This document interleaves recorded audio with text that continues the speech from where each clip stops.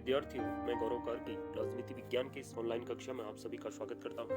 विद्यार्थियों, इससे पूर्व हम लोगों ने सोवियत संघ और उसके विघटन के क्या कारण थे, इसके बारे में हम लोगों ने अध्ययन किया। इन टॉपिकों पर हम लोगों ने चर्चा की। विद्यार्थियों, आज हम सोवियत संघ के विघटन के क्या परिणाम रहे और विघटन की क्या परिणतियां रही, इसको हम जानने का प्रयास करेंगे। विद्यार्थियों, 1950 के बाद हम लोगों ने यह जाना था कि मिखाइल गोर्बाचेव के राष्ट्रपति बनने के पश्चात सोवियत संघ में धीरे धीरे सोवियत संघ से अलग होने की बात उठने लगी और जो सोवियत संघ के गणराज्य थे उनके द्वारा सोवियत संघ से अलग होकर अपने स्वतंत्र राज्यों के निर्माण की बात बलवती होते गई और जिसका परिणाम रहा कि सन 1991 में सोवियत संघ का विघटन हो गया।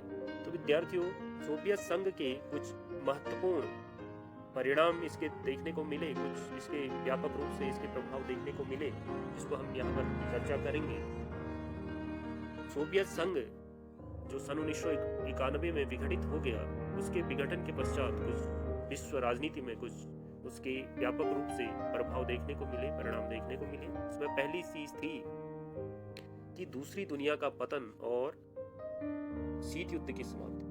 विद्यार्थियों, सोवियत संघ के विघटन के पश्चात जो हम साम्यवादी राष्ट्रों को जो है दूसरी दुनिया के नाम से जानते थे, सोवियत संघ के विघटन के पश्चात ये साम्यवादी राष्ट्र बिखर गए और यह इन राष्ट्रों में से, इन बहुत से गणराज्यों में से अलग होकर बहुत से गणराज्यों ने पूंजीवादी और लोकतांत्रिक व्यवस्था को अपना लिया। और इस तरीके से हम कह सकते हैं कि जो दूसरी दुनिया थी, सोवियत संघ के विघटन के पश्चात वो पूरी तरीके से बिखर गई और दूसरी दुनिया का पतन यहाँ पर हुआ और इसके साथ साथ शीत युद्ध की समाप्ति। विद्यार्थियों, जो शीत युद्ध दो महाशक्तियों और उनकी विचारधाराओं के बीच में जो टकराहट थी, जो तनावपूर्ण माहौल था, सोवियत संघ के विघटन के पश्चात जो एक महाशक्ति थी वो टूट गई, बिखर गई।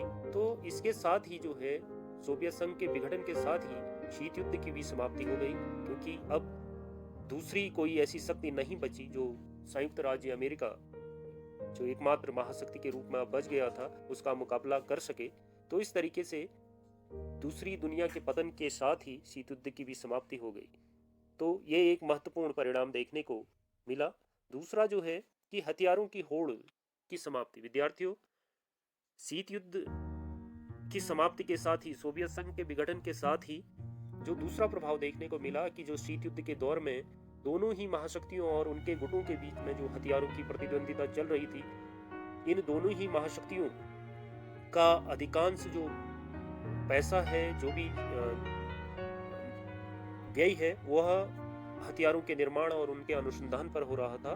तो इस तरीके से सोवियत संघ के विघटन के साथ ही जो ये हथियारों की दौड़ थी, ये भी समाप्त हो गई और एक नई शांति की संभावनाओं का जन्म जो है अब दिखाई देने लगा कि अब ये दुनिया को ये लगने लगा कि अब जो है विश्व शांति की ओर आगे बढ़ेगा। तो एक महत्वपूर्ण परिणाम था कि सोवियत संघ के कमजोर होने और बिखरने के कारण जो हथियारों की होड़ थी वो समाप्त हो गई। तीसरा जो महत्वपूर्ण परिणाम था कि एक ध्रुवीय विश्व की शुरुआत हुई। विद्यार्थियों, शीत युद्ध के दौर में हम लोगों ने देखा कि जहां विश्व दो शक्ति केंद्रों में बटा हुआ था, एक और सोवियत संघ था, दूसरी ओर संयुक्त राज्य अमेरिका।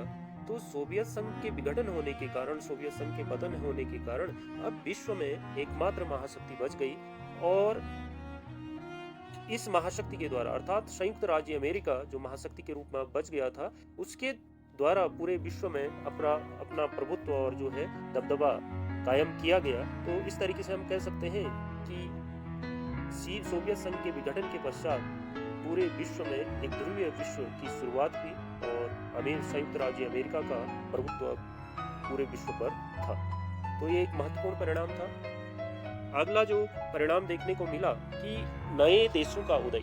विद्यार्थियों, सोवियत संघ से अलग होने के पश्चात, सोवियत संघ के पतन के पश्चात जो सोवियत संघ से अलग हुए जो राष्ट्र थे, उन राष्ट्रों के द्वारा अपनी स्वतंत्र पहचान और अपनी पसंद को कायम करने के लिए उन्होंने अपना स्वतंत्र अस्तित्व कायम किया और इस सोवियत संघ से अलग हुए बहुत से राष्ट्रों के द्वारा पूर्व की जो साम्यवादी व्यवस्था है उसको छोड़कर पूंजीवादी और लोकतांत्रिक व्यवस्था की ओर कदम रखे गए और इन राष्ट्रों के द्वारा पूरे विश्व में एक अलग पहचान इनके द्वारा बनाई गई। इन्होंने आर्थिक और राजनीतिक रूप से अपनी अलग पहचान बनाने का प्रयास किया।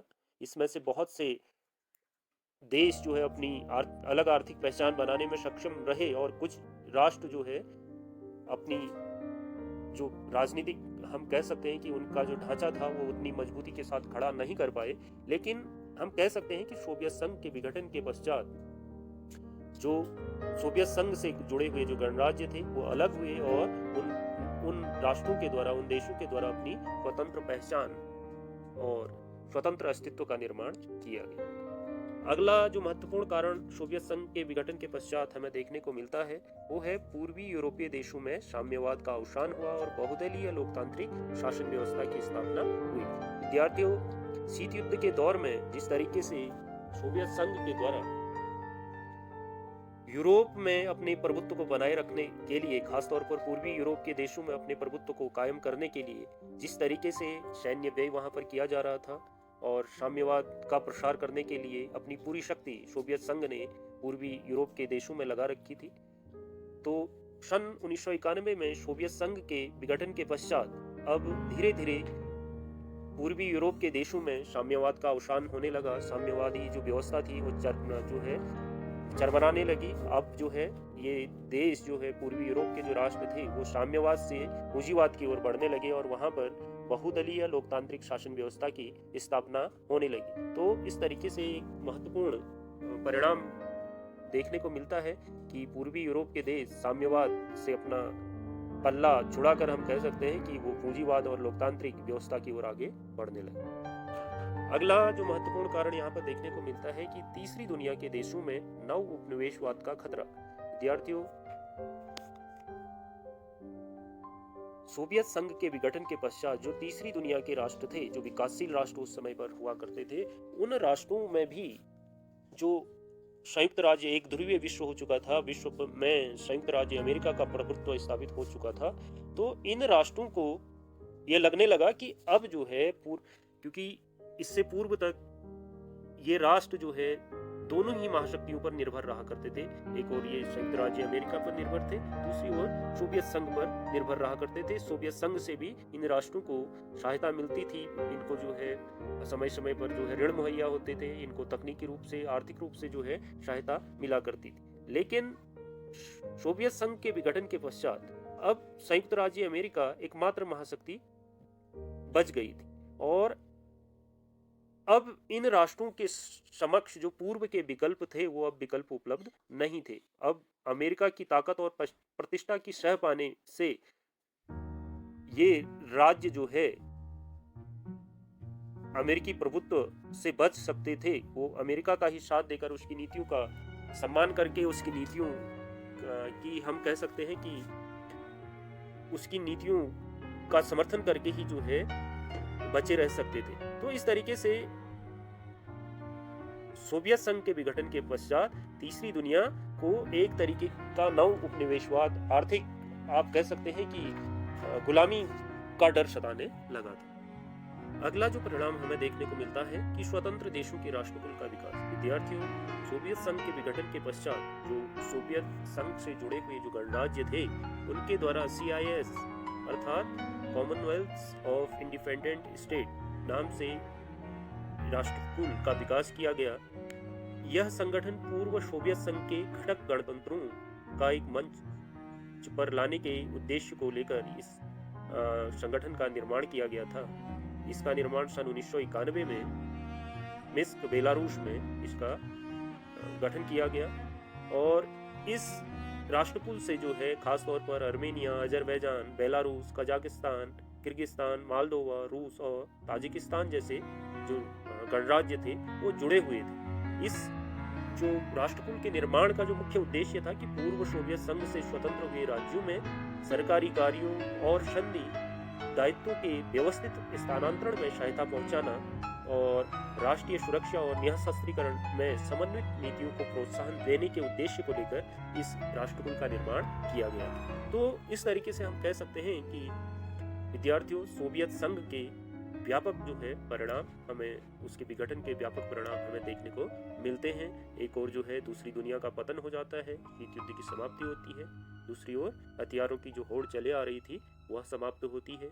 एक ध्रुवीय विश्व की शुरुआत होती है कि जो ध्रुवीय विश्व था, दो महाशक्तियां विश्व में हुआ करती थी। एक महाशक्ति के विघटन के पश्चात एक ही महाशक्ति विश्व में रह जाती है और एक ध्रुवीय विश्व की शुरुआत होती है और नए देशों का उदय। सोवियत संघ से विघटन होने के पश्चात जो सोवियत संघ से जुड़े हुए जो गणराज्य थे वो अलग होते हैं और वो अपना स्वतंत्र अस्तित्व बनाने के लिए, अपनी स्वतंत्र पहचान बनाने के लिए अलग और राष्ट्र का निर्माण करते हैं। इसके अलावा पूर्वी यूरोप के देशों में साम्यवाद का अवसान होता है। जो पूर्वी यूरोप के देशों में जो साम्यवादी व्यवस्था कायम हुई थी, उस व्यवस्था को छोड़कर पूंजीवादी और लोकतांत्रिक व्यवस्था की ओर आगे बढ़ते हैं।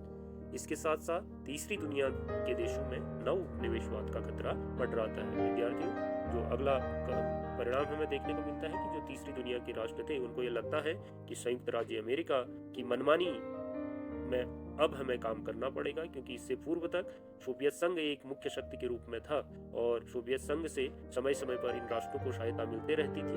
लेकिन सोवियत संघ के विघटन के पश्चात अब जो उससे अलग हुए जो राष्ट्र थे वो इस स्थिति में नहीं थे कि वो तीसरी दुनिया के राष्ट्रों को सहायता कर पाए। तो इससे एक नव निवेशवाद का खतरा भी इन राष्ट्रों पर मंडराने लगा था। और जो अंतिम हम लोगों ने परिणाम पढ़ा कि राष्ट्रकुल का विकास। विद्यार्थियों, सोवियत संघ के विघटन के पश्चात जो अलग हुए जो गणराज्य थे उन्होंने एक संगठन बनाया जिसको राष्ट्रकुल के नाम से हम जानते हैं और जिसका उद्देश्य था कि जो हम कह सकते हैं कि जो अलग हुए जो ये गणराज्य थे उनके बीच जो सरकारी कार्यों और सैन्य के दायित्वों को व्यवस्थित करना और राष्ट्रीय सुरक्षा और निःशस्त्रीकरण को प्रोत्साहन देने के लिए साथ में काम करना, इस उद्देश्य को लेकर ये राष्ट्रकुल का निर्माण किया गया। तो विद्यार्थियों, आज की कक्षा में हम लोगों ने सोवियत संघ के विघटन के परिणामों पर चर्चा की। आशा करता हूं कि आप लोग इसको बेहतर तरीके से समझ पाए होंगे। इससे अगले भाग में हम शॉक थेरेपी क्या है और शॉक थेरेपी का सोवियत जो प्रणाली से अलग हुए या सोवियत संघ से विघटित हुए राष्ट्रों पर क्या प्रभाव पड़ा, इसको जानने का प्रयास करेंगे। तो आज की कक्षा हम यहीं पर समाप्त करते हैं। धन्यवाद।